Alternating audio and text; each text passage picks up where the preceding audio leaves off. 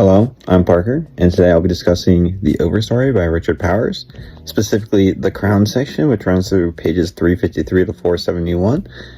I really like this section because it shows that the characters are branching out from each other, but they are still emotionally connected after everything that happened in the last section, and because of the grief and mourning of their friend and their failed activism. And this section really stood out to me. I also apologize about the bad lighting. My overhead light right now is currently not working, and I only have one lamp, and it is bad. The first thing that I really liked about this section was that there is so much symbolism behind it, especially with the title. So, a crown in a tree is the part of the tree where the branches start to separate outwards, and even though they're all still connected at the root, they just grow apart. And that's exactly what happens with the characters here. So, we can see this because after Olivia's death and all the failed activism that happened, Mimi disappears. Nicholas focuses on his art. Douglas is sleepless, and Adam is facing all the charges to his arson case. And so we can see that these characters all separated from each other, but they're still emotionally bonded to the time that they had in the forest and to Olivia's death, making this a crown, which is what is described in the title. This section overall was really sad to read, but also extremely realistic, because normally traumatic events like this allow people to separate, but still be emotionally bonded to the events that made them separate in the first place.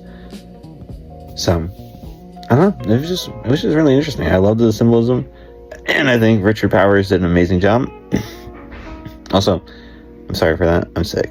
My second most favorite part in this entire section was Adam's original vision of what Manhattan was like.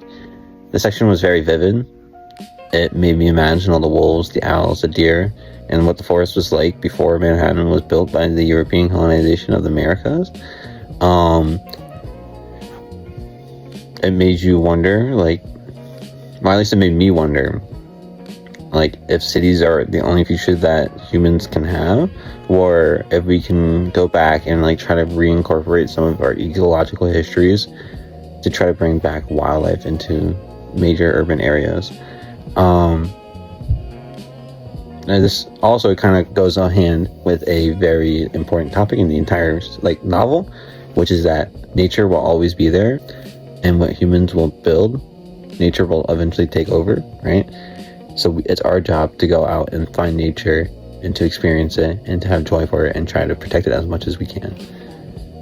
My supplemental source actually goes on with my second most favorite point, which is about Adam's view of Manhattan and what it's like before.